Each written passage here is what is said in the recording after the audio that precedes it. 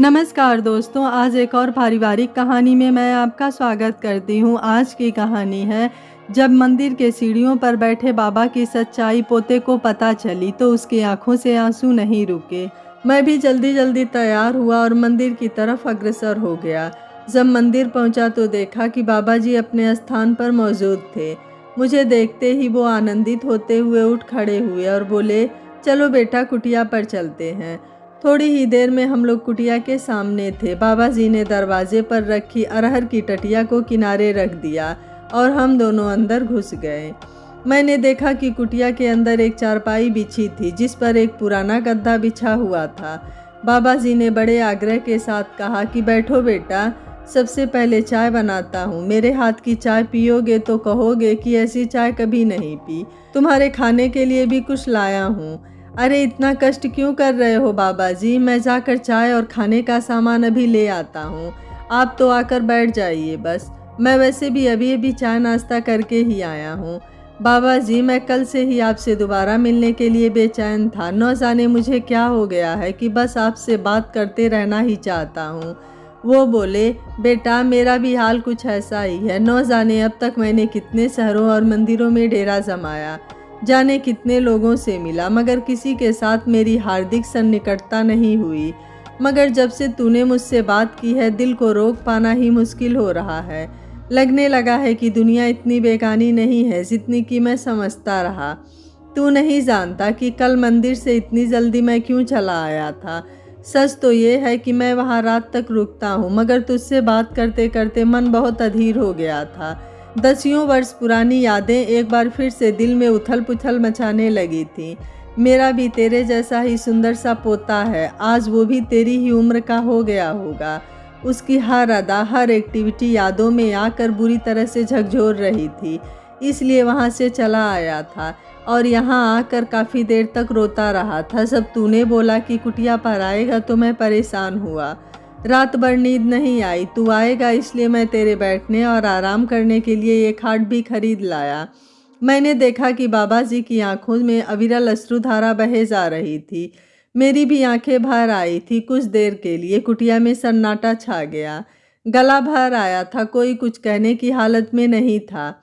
अचानक बाबा जी लकड़ी का स्टूल लेकर मेरे सामने बैठ गए। मैंने खाट छोड़ दिया और बोला, नहीं बाबा जी, आप खाट पर बैठिए, मैं स्टूल पर बैठूंगा। नहीं बेटा, ऐसा कैसे हो सकता है, तुम्हारे सामने मैं भला खाट पर कैसे बैठ सकता हूँ। मगर मैं अड़ गया। अंततः हार कर बाबा जी खाट पर बैठ गए। उन्होंने बोलना शुरू किया, बेटा, हर व्यक्ति जीवन को अपने अपने नज़रिए से देखता है। कोई कहता है कि जिंदगी एक रंगमंच है और हम लोग इस रंगमंच के किरदार हैं। कोई कहता है जीवन एक खेल है जिसे सतत रूप से हर पल खेलना पड़ता है। कोई कहता है जीवन ईश्वर का दिया हुआ उपहार है, तो कोई कहता है कि जीवन एक संघर्षमय यात्रा है। कोई कहता है जीवन एक दौड़ है और न जाने क्या क्या।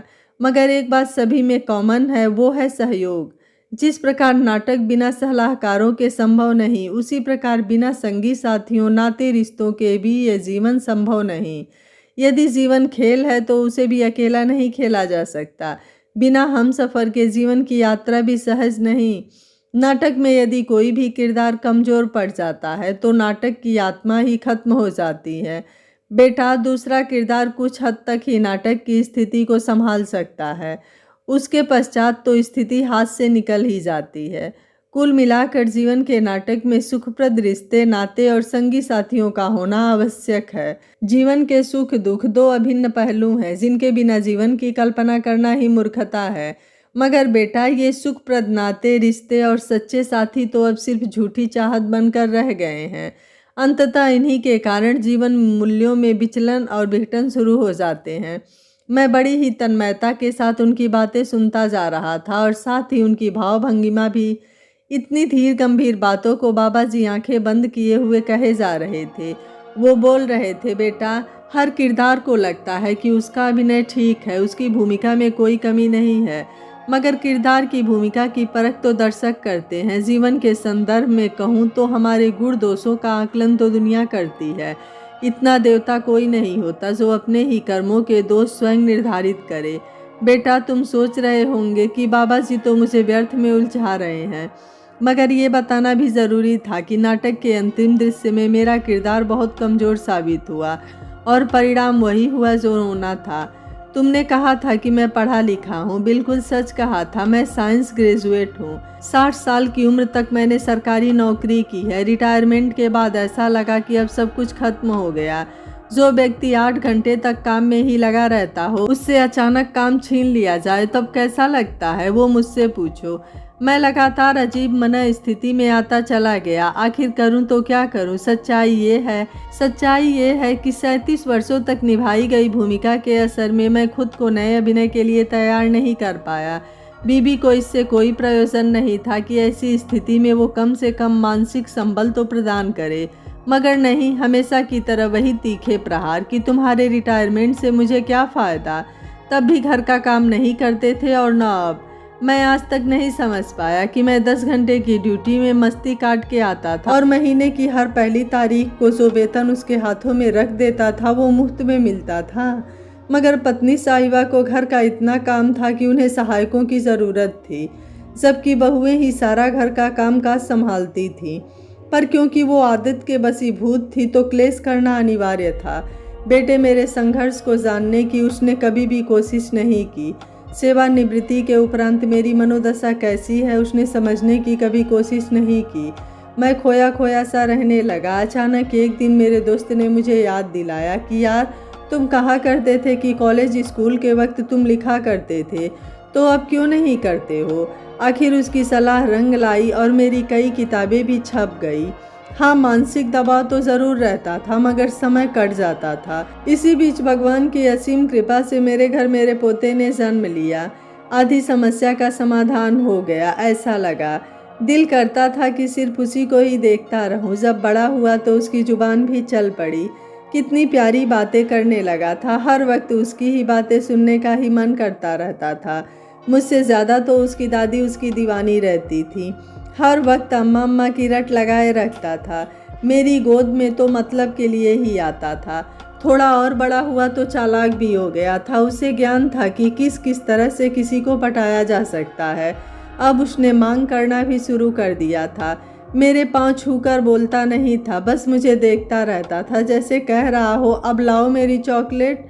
बस यही वक्त होता था कि बुलाने पर तुरंत मेरी गोद में आ जाता था और अपना काम निकलते ही गोद से उतरकर ऐसे भागता था मानो अब मुझसे उसका कोई सरोकार नहीं रहा।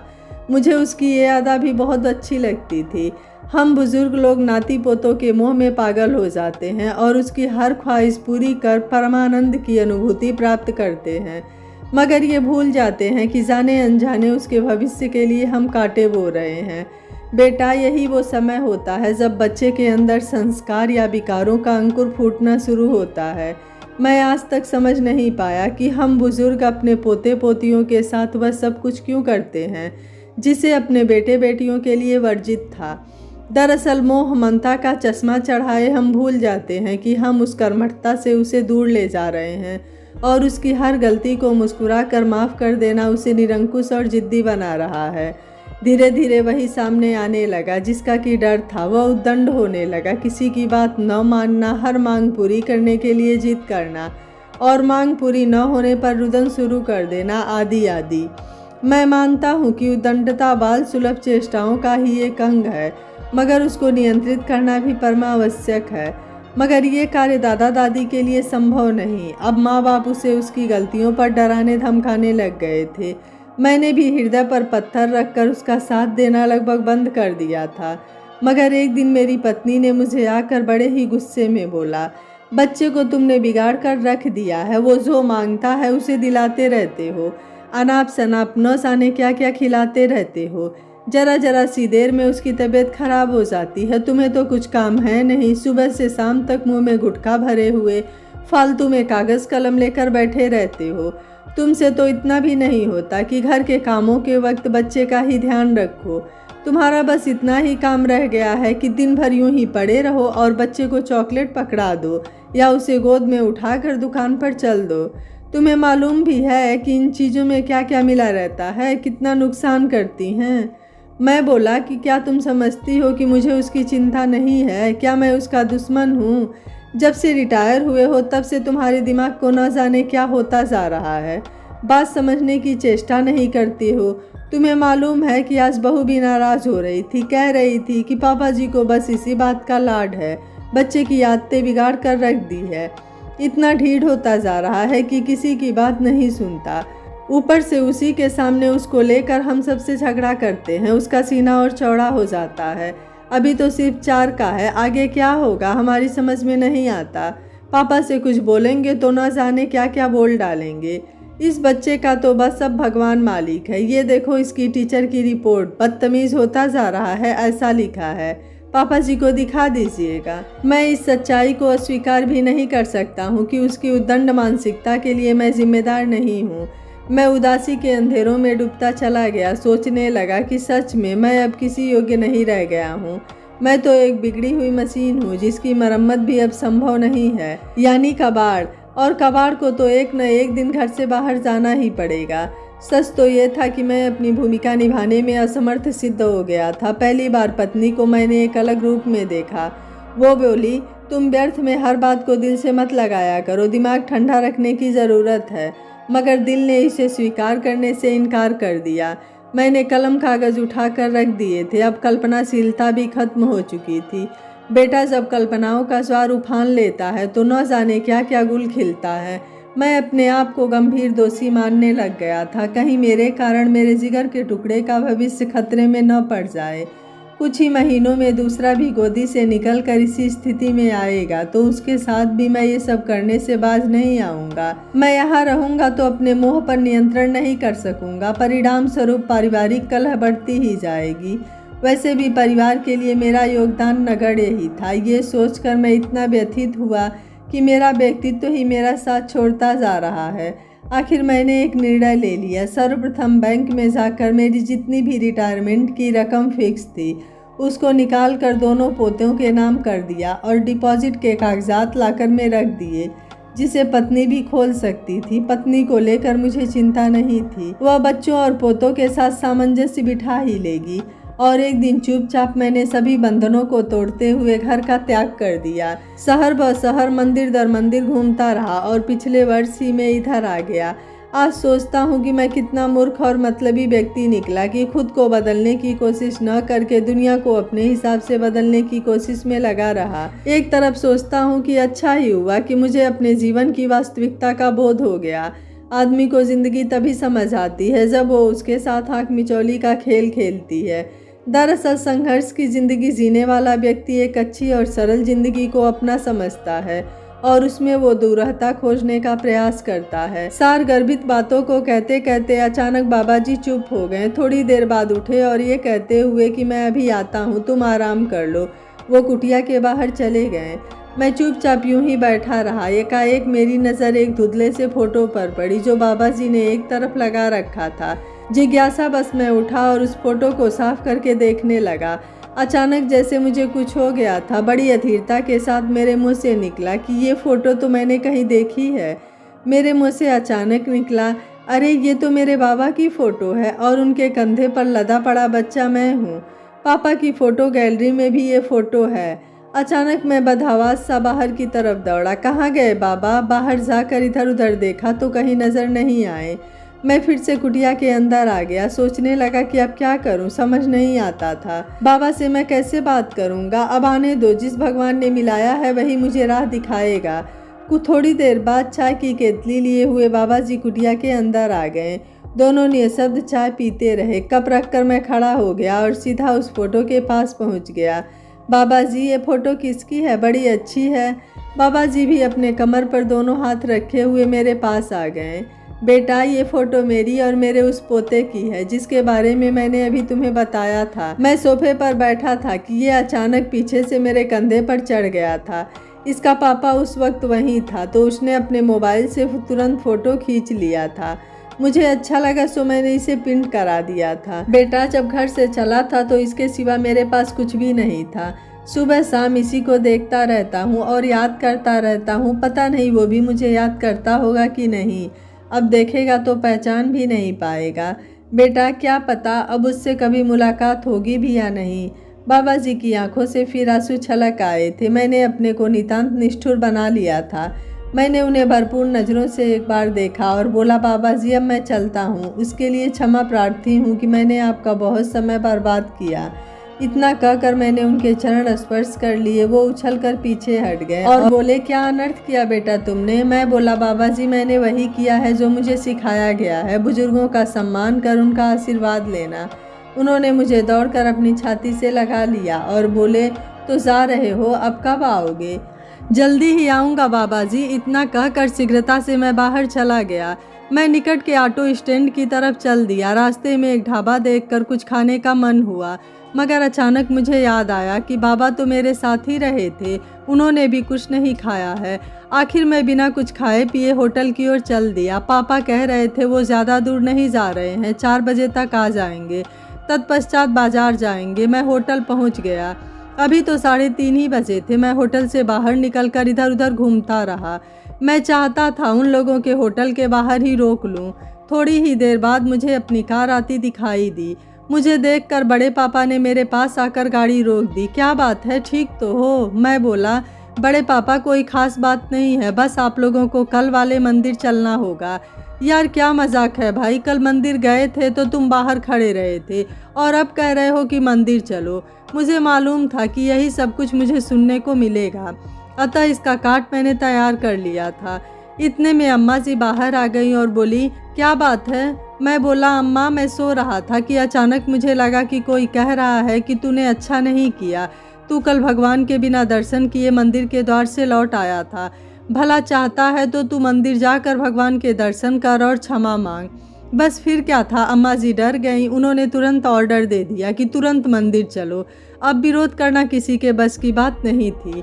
पापा जी गाड़ी को मंदिर के प्रवेश द्वार की तरफ ले जा रहे थे तो मैंने उन्हें रोकते हुए बोला, पापा एक काम और है, उसको निपटा के मंदिर चलेंगे, आप इधर से ले लो। पापा ने बिना नानुकुर किए गाड़ी उधर मोड़ ली। थोड़ी दूर चलते ही मैंने कहा, पापा गाड़ी यहाँ रोक दो। मैंने गाड़ी बाबा जी की कुटिया के करीब रुकवा दी। सभी लोग मुझे प्रश्न सूचक दृष्टि से देखे जा रहे थे। मैं उतरकर सीधे बाबा जी की कुटिया के दरवाजे पर पहुंचा और सीधा अंदर घुस गया। मुझे देखकर बाबा जी चौंक उठे। अरे बेटा तुम, क्या कुछ छूट गया था? हाँ बाबा छूट गया था, यहाँ मेरा सब कुछ छूट गया था, मेरा तो भगवान ही यहाँ छूट गया था। कैसी अनाप शनाप बातें कर रहे हो? अम्मा पापा सब लोग अंदर आ जाओ। बाबा जी कुछ परेशान से नजर आ रहे थे। इतने में सब के सब अंदर आ गए थे। बमुश्किल सब लोग झोपड़ी में समा पाए। सबको देख बाबा जी की आंखें फैलती चली गईं। मेरे मम्मी पापा, बड़े पापा, बड़ी मम्मी उन्हें पहचान ही नहीं पाए, मगर अम्मा जी की नज़रों से वो बच नहीं पाए और वो दौड़कर उनसे लिपट गईं। राजन तुम कहाँ चले गए थे? बच्चों और तुम्हारी कंपनी के साथियों ने तुम्हें कहाँ कहाँ नहीं ढूंढा। तुम्हारी खोज में बच्चे सालों से भटक रहे हैं। उसके बाद वो बेहोश होकर बाबा जी की बाहों में झूल गई। जल्दी जल्दी उन्हें चारपाई पर लिटा दिया गया। थोड़ी ही देर में उन्हें होश आ गया। मैं झुका हुआ उन्हें ही निहार रहा था कि उन्होंने मुझे खींचकर अपनी छाती से चिपका लिया और हमेशा की तरह पुच्चियों की बाढ़ लगा दी। अरे तो तू ही मेरा निखिल, कल से कितना छला है तूने। अब समझ आया कि तुझसे मिलकर मेरा दिल बल्लियों क्यों उछल रहा था, रात भर नींद क्यों नहीं आई थी, तेरी खातिर ये खाट क्यों खरीद कर लाया। इधर आ, देख तेरे लिए कितने सरप्राइज लेकर रखे हैं। इतना कहकर वो अपना टीन का बक्सा उठा कर लाए और कुटिया के फर्श पर उड़ेल दिया। विभिन्न प्रकार के खिलौना कारें और न जाने कितने प्रकार की खिलौना गने चारों तरफ फैल गई थी। अभी रुक और देख। इतने में बाबा जी ने एक टीन का गोल डब्बा उठाया और उसे खोलकर खाट पर उड़ेल दिया। सैकड़ों की संख्या में चॉकलेट खाट पर बिखरी पड़ी थी। वो बिना किसी को देखे अपने कार्य में लग पड़े थे। निखिल तू जानता है, मैं तेरे लिए रोज़ 2 चॉकलेट खरीदता था और इस डिब्बे में डालता रहता था। डिब्बा भरने पर मैं मंदिर में बच्चों को बांट देता था। मुझे लगता था कि मेरे निखिल ने ही खा ली है। सारे के सारे लोग प्यार की इंतहा को दम साधे देखे जा रहे थे। अचानक बाबा को याद आया कि मैं वहाँ अकेला ही नहीं हूँ। उन्होंने मेरे छोटे भाई को उकड़ू बैठकर अपने गले लगा लिया। मम्मी और पापा लोग अपने पापा को देख उनके पैरों में गिर गए। बाबा ने उन्हें सर पर हाथ रखकर उठाया। बाबा जी के आंसू रुकने का नाम ही नहीं ले रहे थे। मैं नहीं जानता कि वे मिलन के आंसू थे या प्रायश्चित के। तब तक अम्मा को होश आ गया और वह फिर बाबा जी से माफ़ी मांगने लगी। उन्होंने कहा, राजन, तुमने मुझे छोड़कर मेरे द्वारा की गई गलतियों की सज़ा दी। मैंने तुम्हारा अपमान किया। तुम्हारी जिंदगी भर की तपस्या का फल तुम्हें अपमानित करके दिया।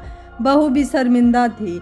नहीं, तुम गलत समझ रही हो। मैंने तुम्हारे कुछ कहने से घर नहीं छोड़ा था। मैंने तो इस डर से घर छोड़ा था कि कहीं मैं अपने बच्चों को संस्कारित करने में बाधक ना बन जाऊं, क्योंकि मेरा पोता मेरी वजह से बिगड़ रहा था।